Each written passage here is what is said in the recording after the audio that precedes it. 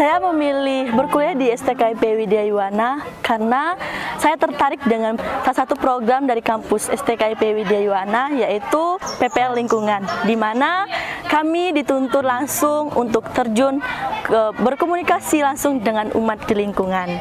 Kami dituntun untuk berdinamika bersama umat, salah satunya kami dituntun untuk membimbing pihak atau rekat di lingkungan. Kami dituntun bukan hanya untuk menjadi guru saja, tetapi bagaimana cara kita berdinamika atau berkomunikasi dengan umat secara langsung.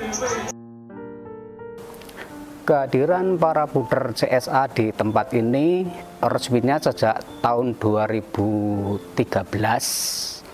Tapi di tempat ini kan baru berdiri, baru dibangun.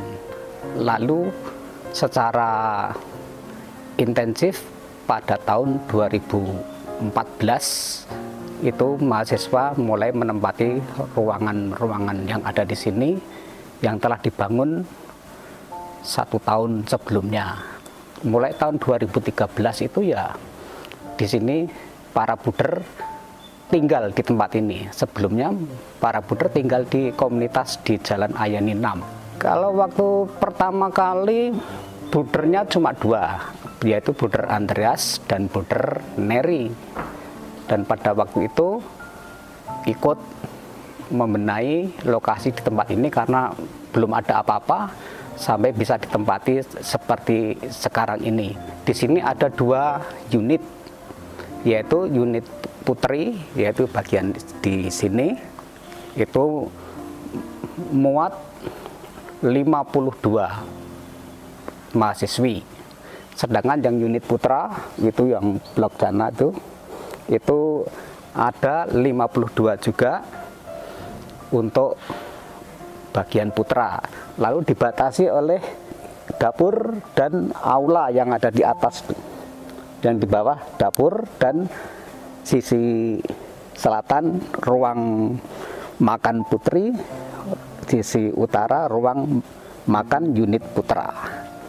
Jadi kapasitas yang bisa ditampung di tempat ini ada 104 mahasiswa maupun mahasiswi sekaligus.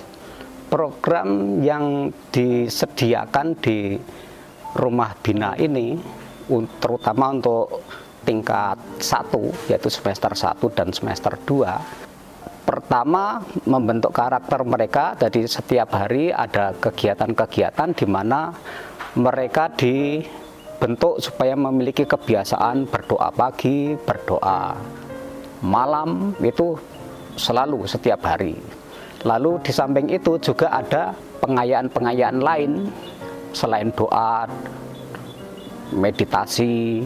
Lalu untuk misa pertama-tama di sini diadakan ada 3 kali, yang 2 kali misa itu hari Rabu dan Jumat itu bersama-sama dengan mahasiswa yang berada di luar, tapi tempatnya di aula kampus. Sedangkan hari Selasa itu diadakan sore hari hanya untuk tingkat 1, yaitu dilaksanakan di kapel kampus.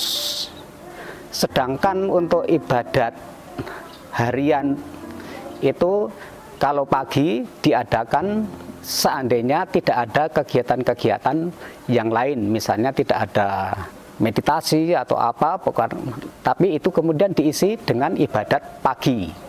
Sedangkan ibadat malam itu selalu ada setiap malam, ibadat penutup.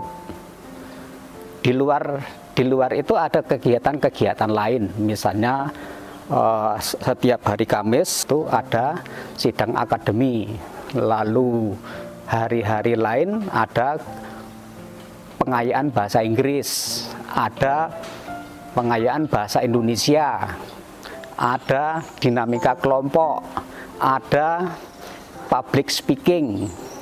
Maka di sini cukup padat kegiatannya di rumah bina ini. Jadi dari pagi sampai malam, selain di kampus itu ada kegiatan-kegiatan yang yang disisipkan di rumah bina ini. Maka dalam 1 tahun dari 2 semester itu kegiatannya di sini boleh dibilang penuh. Lebih padat, menurut saya lebih padat dibandingkan seandainya seseorang mengikuti retret. Di sini cukup padat dari pagi sampai malam. Maka ya diharapkan dengan kegiatan-kegiatan yang ada di rumah bina yang seperti itu, supaya nanti para mahasiswa-mahasiswinya itu sudah memiliki kebiasaan untuk doa, untuk memimpin pertemuan-pertemuan. Kalau yang pertemuan formal itu yang sidang akademi itu.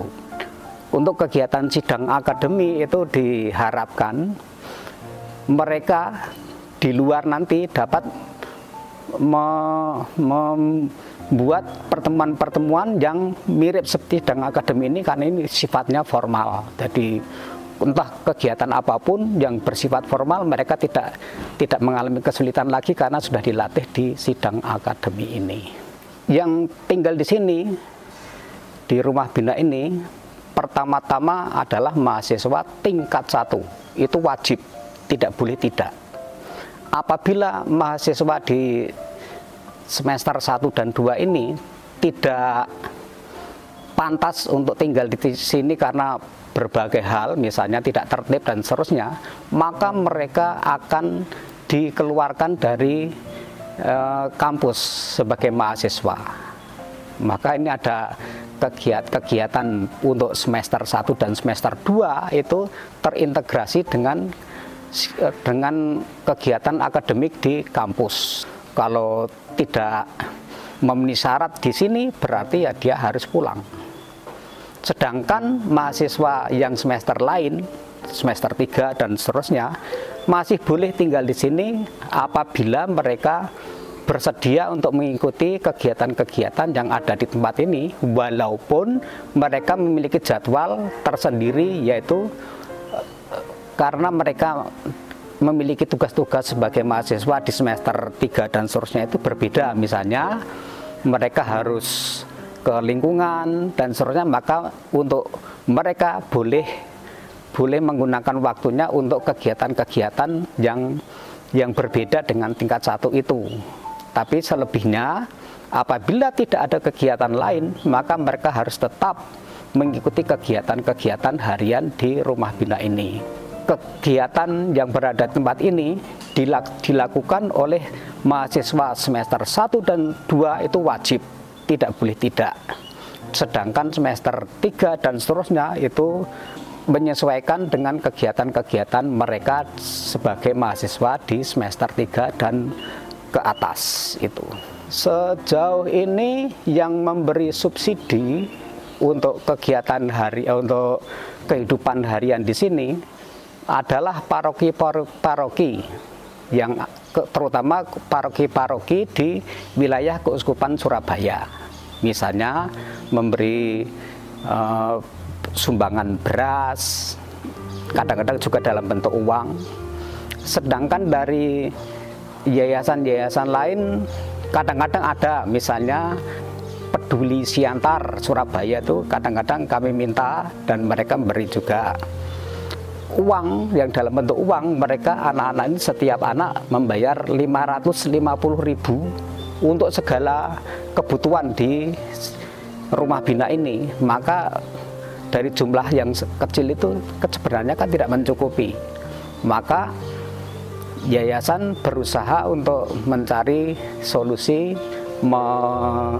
mencukupi kebutuhan hariannya. Ya, yang kami harapkan sebagai pendamping di rumah bina ini, pertama-tama para mahasiswa-mahasiswi yang berada di sini memiliki kebiasaan, terutama sebagai orang Katolik, yaitu kebiasaan untuk doa harian, dan juga memiliki karakter-karakter yang diperlukan terutama sebagai calon pewarta sabda, yaitu sebagai katekis. Mereka itu ya tidak gampang karena dari berbagai latar belakang budaya, ada yang dari Kalimantan, Dayak, Papua, dari Bali, dari Flores, dari Sumatera, Jawa, dan lain-lain itu.